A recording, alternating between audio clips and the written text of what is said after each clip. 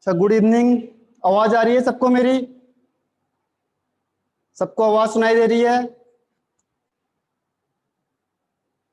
Yes, okay. तो देखो, start करते हैं। आज का जो न्यू टॉपिक है हमारा, that is hyper conjugation. Hyper conjugation, hyper conjugation. Hyper conjugation कहते किससे? पहला है कि व्हाट इज हाइपर कॉन्जुगेशन, होता क्या है। तो यहाँ पे क्या होता है, डी लोकलाइजेशन होता है। Delocalization of sigma bond, या सिग्मा जो इलेक्ट्रॉन होते हैं उसका डीलोकलाइजेशन होता है। किसके साथ? With p orbital. P orbital के साथ अगर जो सिग्मा बॉन्ड है उसका डीलोकलाइजेशन होता है, उसे कहते हैं हाइपर कॉन्जुगेशन। तो इस वजह से एक और नाम भी कहते हैं, इसको कहते हैं s p conjugation, also called s p conjugation हो गया। एक और आता है इसमें, no bond resonance. No bond resonance भी कहते हैं इसे, ठीक है। और इसको क्या भी कहते हैं, सिग्मा पी ऑर्बिटल रेजोनेंस भी कहते हैं इसे, सिग्मा पी ऑर्बिटल रेजोनेंस, ठीक है। और एक जो साइंटिस्ट ने दिया था उसके नाम से होता है, इसको कहते हैं नाथन बेकर इफेक्ट। तो it is also called, it is also called, ये इतने नामों से जाना जाता है। इसके सारे रीजन बताए जाएंगे ऐसा क्यों होता है। तो सबसे पहले देखो, हाइपर कॉन्जुगेशन हो गया। हाइपर कॉन्जुगेशन का मतलब delocalization of pi electron with p orbital. P orbital के साथ सिग्मा बॉन्ड, यानी कि यहाँ पे कौन सा बॉन्ड डी लोकलाइज होगा? Sigma bond. ध्यान रखना, ये केवल सिग्मा बॉन्ड के लिए ही एप्लीकेबल है, आई बॉन्ड के लिए ये एप्लीकेबल नहीं है, सिग्मा बॉन्ड के लिए ही एप्लीकेबल है। और ये सिग्मा बॉन्ड डीलोकलाइज करेगा किसके साथ? पी ऑर्बिटल के साथ। तो इसे कहते हैं हाइपर कॉन्जुगेशन। डिफाइन समझ में आ गया सबको? और इट इज ऑल्सो कॉल्ड, ये दोनों चीज समझ में आ गई? यस या नो? ये समझ में आ गया दोनों चीजें? यस और नो? Yes, okay. यस, कशिश, सिद्धि, किरण, तेजस। अभी देखो एग्जाम्पल के थ्रू और ज्यादा क्लियर आएगा। सबसे पहले आपको क्या याद रखना है, केवल सिग्मा बॉन्ड डीलोकलाइजेशन होगा, ठीक है। अब हम इसको और एक्सपेंड करेंगे थोड़ा सा, ताकि आपको और ज्यादा समझ में आएगा। तो हम देखेंगे कहाँ कहाँ पे अप्लाई हो सकता है, इसको हम एम्फसाइज करके और बताते हैं कि हुआ कैसे अप्लाई, ठीक है। तो ये किस किस के साथ ये क्या होता है, अप्लाई हो सकता है, कहाँ कहाँ पे लग सकता है। अप्लाई फॉर, जैसे ये कार्बोकैटायन के लिए हो सकता है एप्लीकेबल, कार्बोकैटायन के लिए। और फ्री रेडिकल के लिए हो सकता है। फ्री रेडिकल में लगता है, अभी देखते हो एग्जांपल के थ्रू और ज्यादा क्लियर हो जाएगा। थर्ड वन इज एल्कीन के लिए ये वैलिड है, अप्लाई हो सकता है एल्कीन के लिए। बेंजीन, एल्काइल बेंजीन के लिए ये वैलिड है, एल्काइल बेंजीन, ठीक है। और बहुत फ्यू एग्जाम्पल है, कार्बोकैटायन के लिए जनरली ये वैलिड नहीं होता, कार्बोकैटायन के लिए वैलिड नहीं होता है। लेकिन कुछ एक्सेप्शनल केसेस में, लेकिन कुछ एक्सेप्शनल केस है जहां पे ये चल सकता है। तो ये कहाँ कहाँ पे अप्लाई होता है? देखो, अप्लाई कहाँ पे होगा? कार्बोकैटायन के साथ, फ्री रेडिकल के साथ, एल्कीन के साथ, एल्काइल बेंजीन के साथ, और कार्बोकैटायन, सॉरी ये कार्बो एनायन होगा, कार्बो एनायन के किसी के साथ। कार्बो एनायन होता है जो कार्बोनाइन, कार्बन आयन के साथ वैलिड नहीं होता, लेकिन कुछ एक्सेप्शनल केस होते हैं जहां पे ये वैलिड हो सकता है, बहुत कम केस है।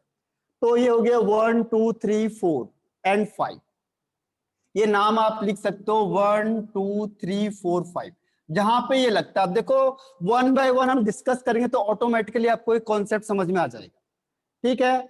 तो वन बाय वन हम इसे डिस्कस करते हैं। इसे ध्यान रखना, कार्बोकैटायन का मतलब आपको पता है क्या होता है, free radical, alkene, alkyl benzene and कार्बो anion, ठीक है। अब मैं रैप कर रहा हूं, वन बाय वन हम स्टडी करेंगे। देखो इसकी, तो पहले हम स्टार्ट करते हैं कार्बोकैटायन का। अब कार्बोकैटायन का मतलब एक एग्जांपल ले लिया मैंने, सपोज करो कार्बोकैटायन में, यहां से देखो ज्यादा समझ में आएगा आपको और ज्यादा। कार्बोकैटायन मतलब प्लस चार्ज, ठीक है। यहाँ पे एक हाइड्रोजन है, यहाँ पे एक हाइड्रोजन, इसमें बॉन्ड बन गया C, और यहाँ पे भी हाइड्रोजन हाइड्रोजन हाइड्रोजन। इस हाइड्रोजन को हम कहते हैं alpha hydrogen. This hydrogen is called alpha hydrogen. इसे कहेंगे अल्फा हाइड्रोजन, इसे कहेंगे अल्फा हाइड्रोजन। तो जो ये कार्बोकैटायन है प्लस चार्ज है, प्लस चार्ज के सामने वाला कार्बन है अल्फा कार्बन, और उसके पास जो हाइड्रोजन लगे हैं अल्फा हाइड्रोजन, यानी कि हाइपर कॉन्जुगेशन अल्फा हाइड्रोजन पे डिपेंड करता है, ध्यान रखना। अब होता क्या है, देखो प्लस चार्ज है, प्लस का मतलब क्या हुआ, यहाँ पे जो ये p ऑर्बिटल होगा ये वैकेंट p ऑर्बिटल। प्लस का मतलब यहाँ पे जो p ऑर्बिटल होता है, p ऑर्बिटल कैसा होगा, वैकेंट p ऑर्बिटल होगा, वैकेंट। अब ये चाहता है कि इसे इलेक्ट्रॉन चाहिए, और यहाँ पे ये इलेक्ट्रॉन पेयर पड़े हुए हैं, देखो यहाँ पे इलेक्ट्रॉन डेंसिटी है, ये इलेक्ट्रॉन है यहाँ पे, और ये प्लस चार्ज है। तो होता क्या है कि ये प्लस चार्ज इस इलेक्ट्रॉन को अपनी तरफ खींचेगा। देखो ये कौन सा बॉन्ड है, सिग्मा बॉन्ड है, यानी सिग्मा इलेक्ट्रॉन। और ये कौन सा ऑर्बिटल है, p ऑर्बिटल। अब क्या होता है, यहां से ये इलेक्ट्रॉन को अपनी तरफ खींचता है, यहां से देखो ये इलेक्ट्रॉन यहां से अपनी तरफ खींच रहा है, प्लस चार्ज माइनस को खींचेगा अपनी साइड को, तो ये इसको अपनी तरफ खींच रहा है। तो यहाँ पे किसका डीलोकलाइजेशन हुआ, देखो पाई, ये इलेक्ट्रॉन का, सिग्मा इलेक्ट्रॉन का क्या हो गया, डीलोकलाइजेशन हो गया।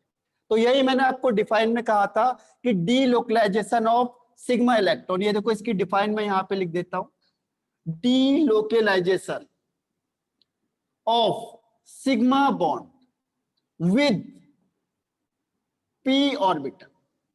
अब देखो यहां से ये डीलोकलाइज हो गया, इधर की साइड चला गया। अब क्या होगा, देखो यहाँ पे इस हाइड्रोजन पे प्लस चार्ज आ जाएगा, ये प्लस आ गया देखो, और बाकी सेम रहेगा यहाँ से ये और ये। अब जैसे ही इलेक्ट्रॉन यहाँ गया, इसने डबल बॉन्ड बना दिया, तो इसकी जो ये डेफिशिएंट था ये फुलफिल हो गया, क्योंकि इसके 8 इलेक्ट्रॉन कंप्लीट हो गए, और यहाँ प्लस चार्ज आ गया। देखो इसे कहते हैं हाइपर कॉन्जुगेशन। अब समझ में आया तेजस? यहाँ पे मैंने क्या लिखा, देखो डीलोकलाइजेशन ऑफ सिग्मा बॉन्ड, तो ये सिग्मा बॉन्ड यहाँ से डीलोकलाइज मतलब मूवमेंट हो गया, ठीक है। और किसके पास गया है, वो p ऑर्बिटल के पास। ये देखो ये p ऑर्बिटल है, ये p ऑर्बिटल के पास चला गया, ठीक है। तो इसे कहते हैं हाइपर कॉन्जुगेशन।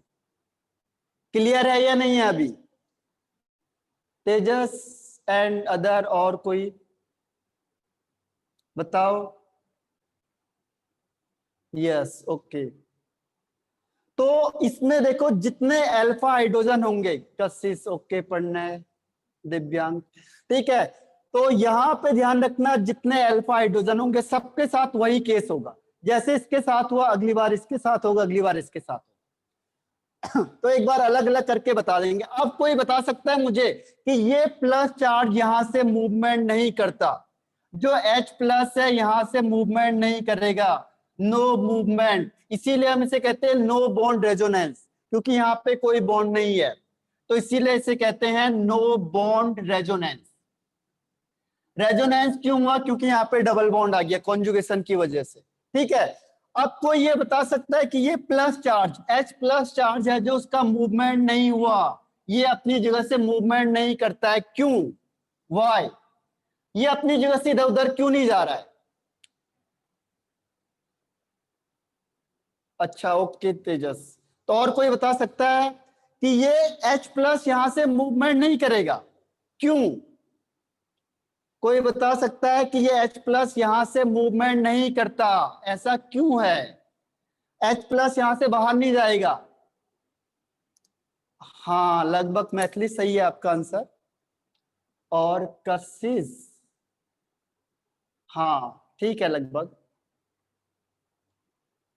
तो ये सोच के बताओ, देखो इसे कहते हैं नो बॉन्ड रेजोनेंस, मैंने अभी कहा था, क्योंकि इसके बीच में कोई बॉन्ड नहीं है, लेकिन इसके बाद भी ये H प्लस यहां से मूवमेंट नहीं करेगा, ये कहीं नहीं जाएगा इधर से उधर, क्यों? ठीक है।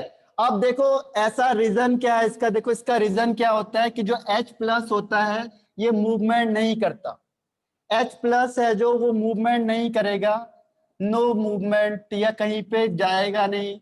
तो उसका रीजन क्या होता है? उसका रीजन ये होता है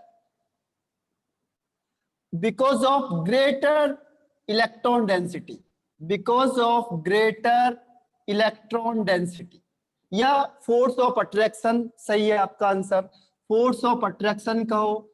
ठीक है, एक फोर्स ऑफ अट्रैक्शन होगा, देखो प्लस और माइनस में क्या होगा, एक फोर्स ऑफ अट्रैक्शन होता है। तो because of greater electron density जो यहां पे होगा, हाँ ग्रेटर इलेक्ट्रॉन डेंसिटी। दिव्यांग, ग्रेटर का मतलब कैसे, देखो ये डबल बॉन्ड आया यहाँ पे, ये और ये, ठीक है, ये प्लस चार्ज है और यहाँ पे ये। तो यहाँ पे जो ये पाई इलेक्ट्रॉन है, इस पाई इलेक्ट्रॉन, क्योंकि पाई इलेक्ट्रॉन घूमता रहता है, तो यहाँ पे जो ये पाई इलेक्ट्रॉन होता है, इसकी वजह से यहाँ पे इलेक्ट्रॉन डेंसिटी ज्यादा हो जाती है। इन पाई इलेक्ट्रॉन की वजह से, क्योंकि पहले सिंगल बॉन्ड था, अब ये यहाँ से यहाँ आ गया तो यहाँ डबल बॉन्ड हो गया, तो ये पाई इलेक्ट्रॉन की वजह से जो इलेक्ट्रॉन डेंसिटी होती है वो ज्यादा हो जाती है। अब ये क्या होगा, इसके बीच में फोर्स ऑफ अट्रैक्शन हो जाएगा, प्लस माइनस एक दूसरे को अट्रैक्ट करेंगे, तो इसीलिए कहीं से कहीं तक मूवमेंट नहीं कर सकता है। समझ में आया? तो इसीलिए हम इसे कहते हैं नो बॉन्ड रेजोनेंस। क्लियर है? इज इट क्लियर या फिर से इसे एक्सप्लेन करना है? Clear, okay. तो इसको ध्यान रखना, काफी इंपॉर्टेंट है ये। हाइपर कॉन्जुगेशन का बहुत सारे क्वेश्चन इससे पूछे हुए हैं, प्रीवियस ईयर में आप चेक करके देखोगे। तो हाइपर कॉन्जुगेशन में देखो, अब इस तरीके से कितने हैं नंबर ऑफ जो number of hyper conjugated structure बनेंगे, वो बनते हैं number of alpha hydrogen plus one. जितने नंबर ऑफ अल्फा हाइड्रोजन होंगे प्लस वन कर दो आप, वो बनेगा number of hyper conjugated structure, इसे कहेंगे हाइपर कॉन्जुगेटेड स्ट्रक्चर। और इससे ज्यादा, जितना ज्यादा हाइपर कॉन्जुगेटेड स्ट्रक्चर होगा, उतना उसकी स्टेबिलिटी भी ज्यादा होगी। तो इसमें क्वेश्चन आता है स्टेबिलिटी के बेस पे। एक्चुअली इसमें जो क्वेश्चन पूछा जाता है वो स्टेबिलिटी का क्वेश्चन पूछा जाता है, ठीक है, स्टेबिलिटी का या बॉन्ड लेंथ का। तो जितना ज्यादा, आपको क्वेश्चन मैंने दे दिया यहाँ पे, पहला क्वेश्चन दे दिया CH3 प्लस, दूसरा CH3 CH2 प्लस, तीसरा मैंने लिख दिया CH3 का होल ट्वाइस CH प्लस, और चौथा मैंने देखो ये 1 2 3 हो गए, चौथा CH3 का होल थ्राइस C प्लस। इन चारों में से सबसे ज्यादा स्टेबल कौन होगा? Which one is more stable? 1 2 3 4। और आपको चेक क्या करना है? Alpha hydrogen. हाँ दिव्यांग सही है, बाकी मृत्युंजय गलत हो गए, कशिश सही है। सबसे ज्यादा स्टेबल कौन होगा? क्वेश्चन स्टेबिलिटी पे सबसे ज्यादा आते हैं। मैथिली, मृत्युंजय, अब सही आंसर है। तो हमें क्या करना है? चेक पहले अल्फा हाइड्रोजन चेक करना है, हर एक में देखो अल्फा हाइड्रोजन एक एक करके चेक करो। अब मैं यहां से अल्फा हाइड्रोजन चेक करता हूं। देखो पहले मैंने लिखा CH3 प्लस, इसमें बताओ कितने अल्फा हाइड्रोजन होंगे? CH3 प्लस में कितने अल्फा हाइड्रोजन है? हाँ दिव्यांग बिल्कुल सही, इसमें जीरो, इसमें कोई भी नहीं है, ठीक है। अब सेकंड वाला नहीं, ये वाला काउंट नहीं होगा सिद्धि, ये वाला काउंट नहीं होगा। ये जो C प्लस में है वो वाला हाइड्रोजन कभी काउंट नहीं होगा। -1 नहीं, +1 होता है। अभी मैं आपको बता रहा हूं ऐसा क्यों होता है। अब सेकंड देखो, second one is CH3CH2 plus, इसमें कितने अल्फा हाइड्रोजन है? नंबर ऑफ अल्फा हाइड्रोजन कितने हैं? हाँ दिव्यांग बिल्कुल सही आंसर है, और मृत्युंजय सही आंसर है। इसमें नंबर ऑफ अल्फा हाइड्रोजन देखो ये वाला, हाँ किरण सही आंसर है। ये प्लस चार्जेस को छोड़ के जो नेक्स्ट कार्बन होगा उसमें देखो ये अल्फा कार्बन है, और इसमें 3 हाइड्रोजन लगे हुए हैं, तो दिस इज 3। कशिश बिल्कुल सही है, 3। ठीक है, अब नेक्स्ट वाला देखो ये वाला, इसको एक्सटेंड कर दो, ये समझ में नहीं आता कई बार स्क्वायर का, इसे एक्सटेंड कर दो। देखो C प्लस है, यहाँ पे CH3 और ये CH3, इस तरीके से देखो अब देखो इसमें कितने अल्फा हाइड्रोजन है? इसमें कितने नंबर ऑफ अल्फा हाइड्रोजन दिख रहे हैं आपको? सिद्धि, मृत्युंजय वेरी गुड, दिव्यांग सही आंसर, किरण, ठीक है। तो इसमें दिखने से लग गया हमें 6, तो ये 6 हो गए। ठीक, कैसे पता चला? देखो ये वाला काउंट नहीं करना आपने, कहीं ये वाला हाइड्रोजन काउंट करोगे, इसके सामने ये अल्फा हाइड्रोजन, ये alpha hydrogen, sorry alpha carbon, और जो अल्फा कार्बन पे हाइड्रोजन है इसमें 3 हाइड्रोजन, इसमें 3, तो 3 + 3 6, और लास्ट वाला देखो ये 4 वाला है, इसमें देखो C+ है, CH3 CH3 एंड CH3। तो अब इसमें, हाँ किरण बिल्कुल सही आंसर है, इसमें कितने अल्फा हाइड्रोजन हो गए? इसमें हो गए अल्फा हाइड्रोजन इज, दिव्यांग सही है। और देखो जरा ट्राई करके, ये नहीं देखना है, ये रेफरेंस है, कशिश बिल्कुल सही आंसर है। और इसके अलावा तो इसमें कितने हो गए? देखो 3, हाँ मैथिली सिद्धि बिल्कुल सही है, 3 + 3 + 3 यानी 9। अब मैंने कहा आपको, सुबोध बिल्कुल सही आंसर।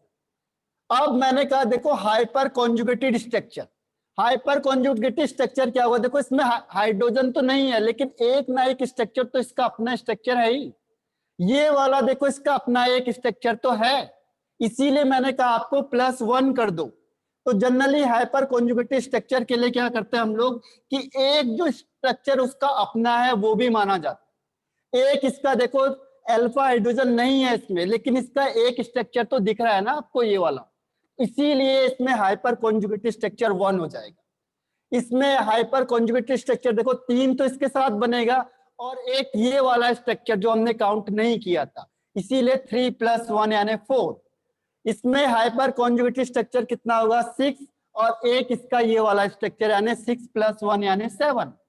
इसमें देखो 9 तो अल्फा हाइड्रोजन है, और एक इसका जो इसका अपना स्ट्रक्चर है ये वाला, तो दैट इज कॉल्ड 10। तो बात तो एक ही, आंसर तो सेम आएगा, लेकिन हाइपर कॉन्जुगेटेड स्ट्रक्चर में हम क्या करते हैं? 1 ऐड कर देते हैं, क्योंकि एक इसका देखो अपना स्ट्रक्चर तो होगा ही होगा, इसीलिए हमने +1 किया था। अब समझ में आया मैथिली? हाइपर कॉन्जुगेटेड स्ट्रक्चर में +1 करना है ऑलवेज। क्लियर है? नहीं है? ओके ठीक है। अब यहां से आप स्टेबिलिटी निकालोगे। तो पहला केस हमने देखा कार्बोकैटायन का, बहुत सारे एग्जांपल अभी आगे आएंगे आपके पास कार्बोकैटायन के, तो आपको मैं शीट दूंगा आगे भी, तो इसको ध्यान रखना आपने कि कहां पे हम यूज करेंगे। इंडक्टिव इफेक्ट से पहले हम इसे यूज करेंगे। तो ये हो गया पहला केस आपका, हाइपर कॉन्जुगेशन किसमें? कार्बोकैटायन में। अब देखते हैं फ्री रेडिकल, सबके साथ एक ही केस है, देखो सबके साथ एक ही जैसा चलेगा। अब हम देखेंगे फ्री रेडिकल। फ्री रेडिकल में भी वही होगा, देखो सेम। फ्री रेडिकल में जैसे ये फ्री रेडिकल है, तो इसमें यहाँ पे ऑर्बिटल होगा जिसमें एक इलेक्ट्रॉन है, उसके बाद दूसरा यहाँ पे बॉन्ड, यहाँ पे बॉन्ड, यहाँ पे बॉन्ड, और इसके पास भी 2 हाइड्रोजन होंगे। ठीक है, अभी भी ये क्या है? वेकेंट है। वेकेंट मतलब एक है, इनकम्प्लीट है ये, यहाँ पे इनकम्प्लीट है। फ्री रेडिकल का मतलब जिसके पास एक अनपेयर्ड इलेक्ट्रॉन होता है, वो कहां पे होगा? Incomplete p orbital, incomplete p orbital में। ठीक है, अब यहाँ पे देखो ये 2 इलेक्ट्रॉन है, लेकिन दोनों के दोनों इलेक्ट्रॉन नहीं जाएंगे, क्योंकि इसको एक की जरूरत है। यहाँ पे से एक की जरूरत है, तो एक इलेक्ट्रॉन को ये अपनी तरफ खींचेगा यहाँ से। ठीक है, और एक इलेक्ट्रॉन ये है ही, तो ये दोनों इलेक्ट्रॉन आके यहाँ पे क्या कर देंगे? बॉन्डिंग बना लेंगे।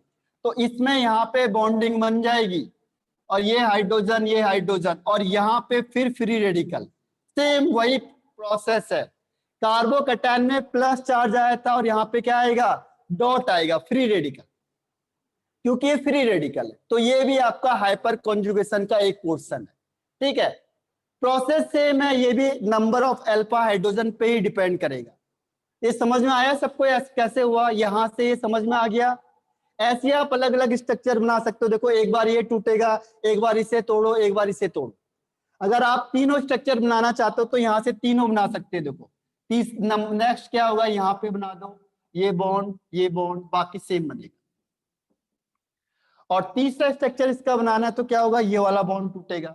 तो थर्ड स्ट्रक्चर में क्या होगा? यहां से सेम रखो, और ये फ्री रेडिकल बन जाएगा, यानी हर बार एक एक बॉन्ड टूटता जाएगा। इसीलिए हमने कहा कि 3 स्ट्रक्चर तो ये है ही इसके, और एक इसका अपना ये स्ट्रक्चर है। तो ओवरऑल क्या होते हैं? 4 स्ट्रक्चर माने जाते हैं।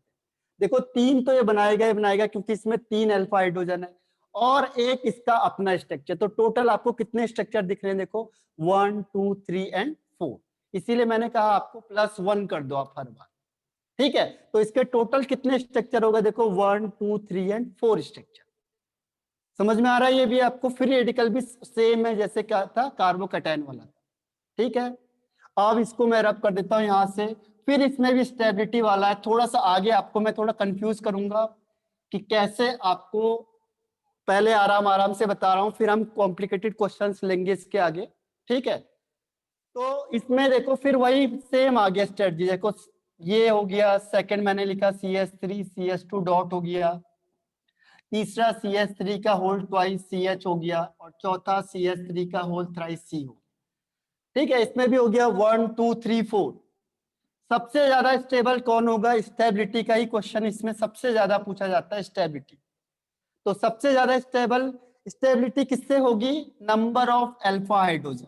जितने नंबर ऑफ अल्फा हाइड्रोजन ज्यादा होंगे उतना स्टेबिलिटी ज्यादा होगी। ठीक, हाँ किरण सिद्धि सुबोध बिल्कुल सही आंसर है। सबसे ज्यादा देखो 1 2 3 4, सिद्धि बिल्कुल सही है। कुछ नहीं किया मैंने, यहाँ पे डॉट लगा दिया बस। प्रोसेस सबका सेम है, सारी चीज सेम है, बस हमने क्या किया, जहां पे प्लस था वहां पे डॉट लगा दिया। तो इसमें भी ऑर्डर क्या होगा, 4 3 2 एंड 1। ठीक है, हाँ दिव्यांग बिल्कुल सही है, 4 3 2 1। तो इसमें भी वही होगा, अल्फा हाइड्रोजन इसमें 0, इसमें 3, इसमें 6, इसमें 9। ठीक है, तो जितने ज्यादा अल्फा हाइड्रोजन होंगे उतना ज्यादा स्टेबिलिटी होगी। तो this is the example of free radical. ठीक है, अब आते हैं हम थर्ड मैंने आपको क्या बताया था, एल्कीन का। Third one is alkene. अब एल्कीन का भी देख लेते हैं हम लोग।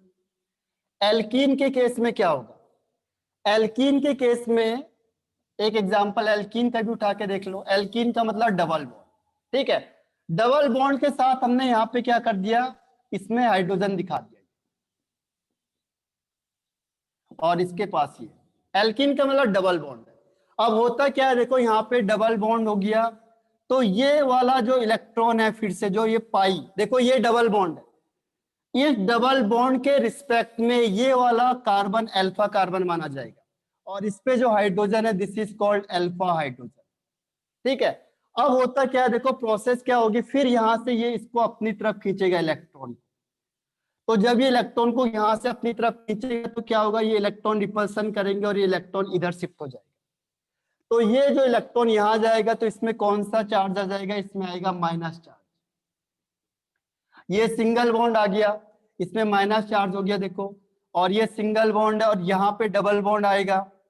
ठीक है, अब इसने इलेक्ट्रॉन यहां से यहां दे दिया, तो इसमें फिर क्या आ गया, यहाँ पे प्लस चार्ज, और ये और ये।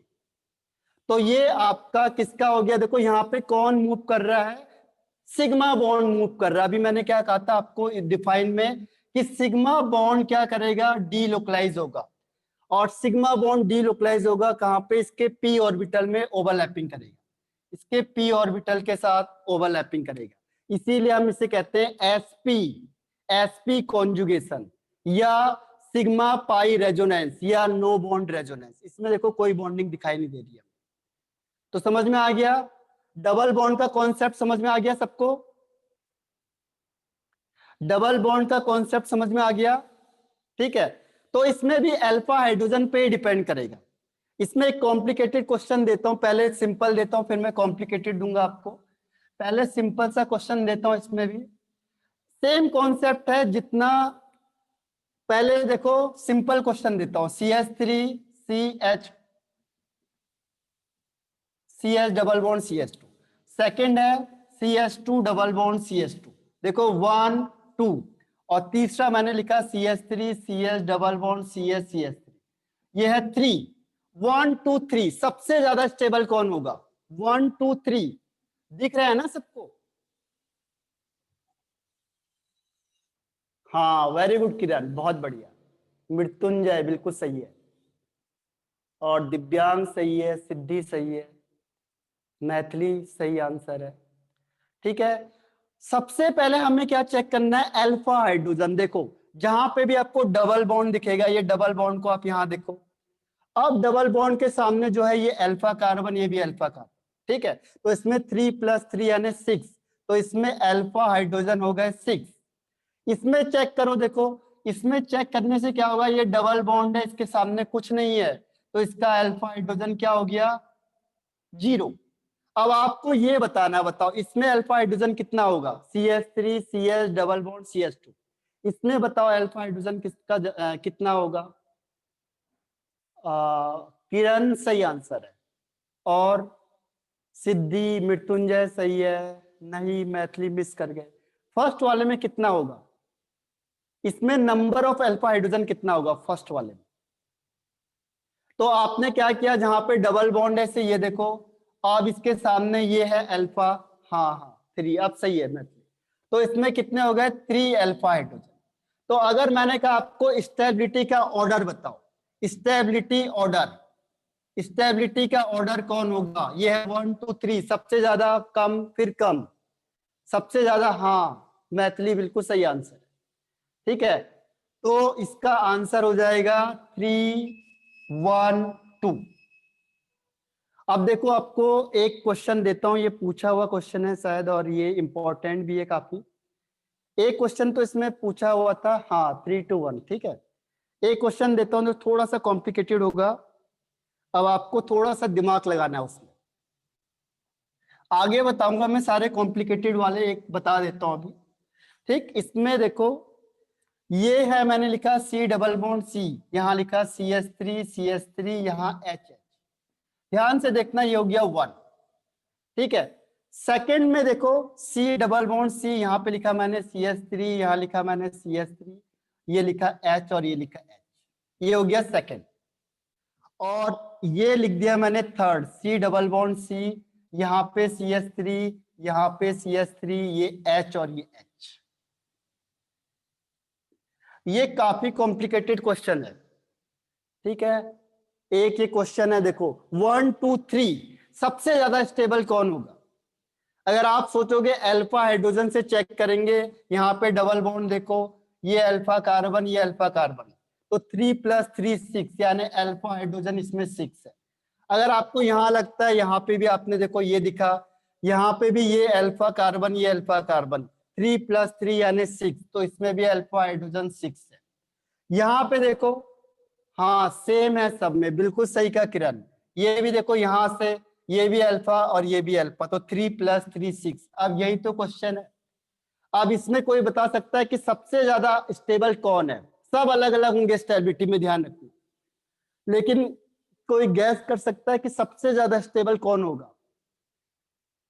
नहीं, मैथिली थोड़ा सा मिस कर गई, और दिव्यांक मिस कर गया, किरण भी मिस कर गया, तेजस रिपीट करो, वैदेही भी मिस कर गई। देखो कभी भी ध्यान रखना कि जिस कार्बन पे 2 CH3 ग्रुप होंगे वो ज्यादा स्टेबल होगा, ठीक है, हर हमेशा, हाँ परिगा बिल्कुल सही आंसर है, 1 वाला ज्यादा स्टेबल होगा, ये ध्यान रखना। कभी भी अगर ऐसी सिचुएशन आ गई तो 1 ज्यादा स्टेबल होगा एज कंपेयर टू अदर्स।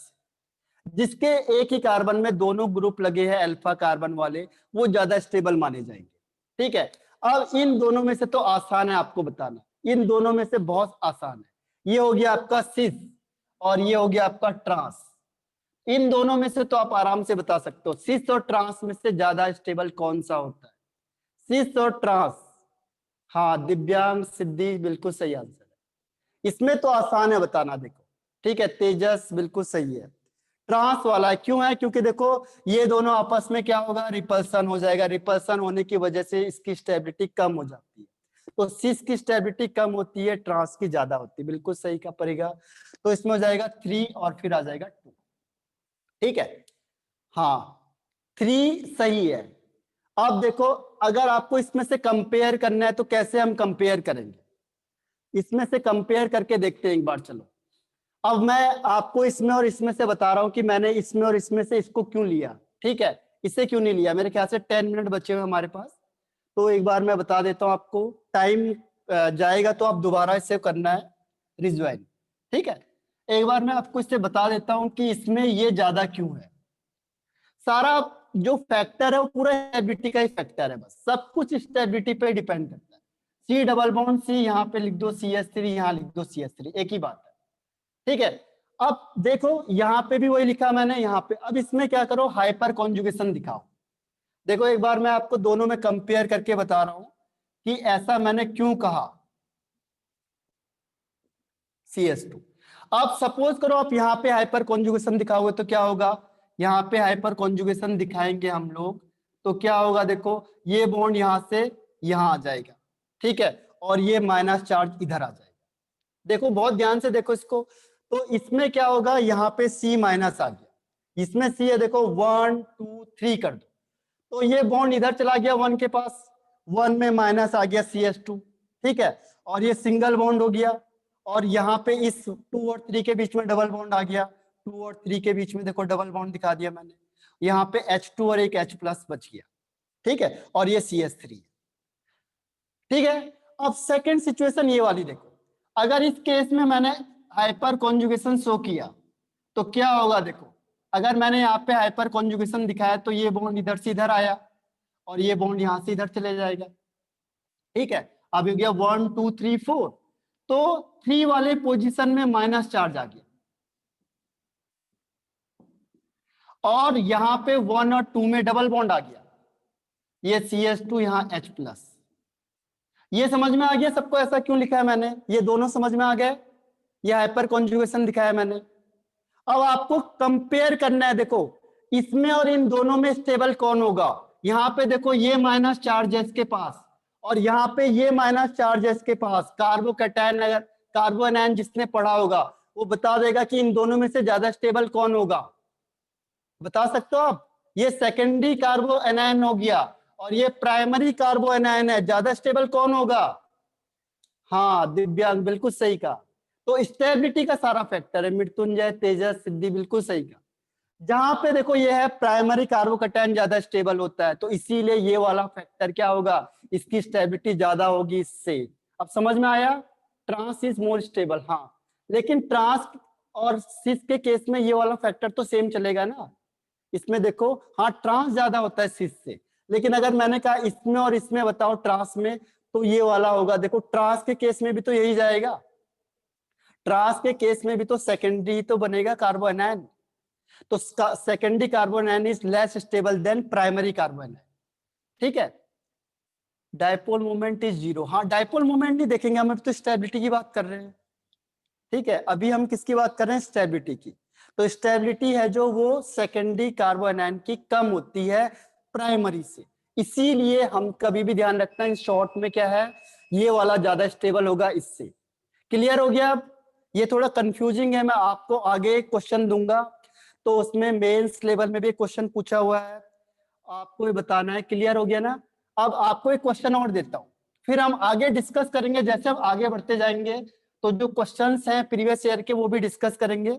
आपको ये बताना है 2011 में पूछा हुआ था JEE में, ये क्वेश्चन दे दिया है, ये C प्लस CS2 CS3 और CS3, इसमें बता दो केवल नंबर ऑफ अल्फा हाइड्रोजन कितने हैं, बस इस ये जो स्ट्रक्चर है इसमें बता दो कि नंबर ऑफ अल्फा हाइड्रोजन कितने होंगे, number of alpha hydrogen in this compound. हाँ दिव्यांग बिल्कुल सही आंसर है, और कोई सोचो जरा, नंबर ऑफ अल्फा हाइड्रोजन, नहीं मिस कर गए, तेजस मैथिली मिसिंग, ये देखो प्लस चार्ज है यहाँ पे, हाँ मृत्युंजय सही आंसर है, ठीक है, सिद्धि सही आंसर है, तेजस मैथिली सही आंसर है बिल्कुल। सोचो जरा, ये प्लस चार्ज है यहाँ CS3 CS2 CS3, और ये है, नहीं किरण मिस कर गया। तो देखो इसमें से पहले देखो C प्लस से कौन से कार्बन जुड़े हुए हैं, बस इससे देखो ये अल्फा और ये भी कार्बन है, ये अल्फा है। अब 3 तो ये हो ही गए, 3 प्लस ये देखो 2 तो ये हो ही गए। इसमें देखो इसमें कितने बॉन्ड नजर आ रहा है आपको, 1 2 3 बॉन्ड नजर आ रहे हैं, इसका मतलब इसमें एक हाइड्रोजन लगा होगा। कभी भी ध्यान रखना कार्बन की 4 वैलेंसी होती है, जो नहीं होती वो हाइड्रोजन है, बस ये ध्यान रखो। इसमें होगा तो हो गया 6, ठीक है, तो ये आपका क्या हो गया 6 अल्फा हाइड्रोजन, ठीक है।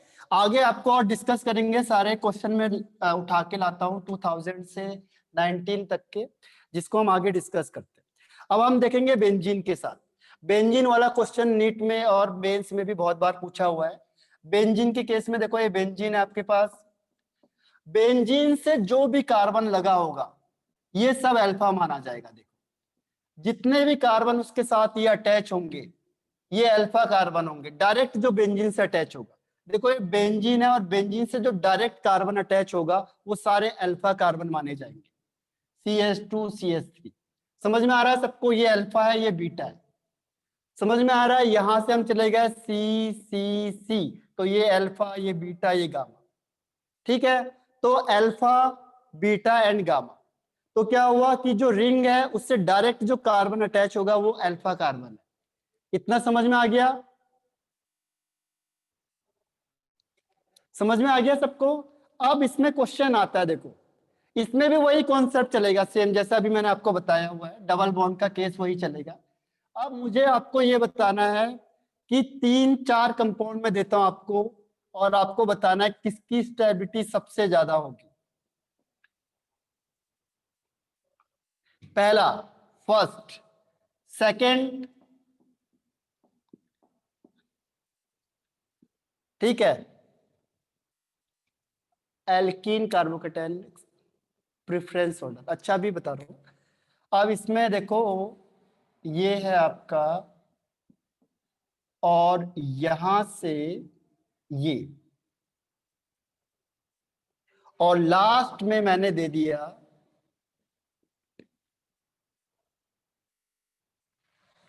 ये हो गया। देखो ये 1 2 3 एंड 4 ऐसे क्वेश्चन आया था नीट वगैरह में और मेंस में, ऐसा आता है।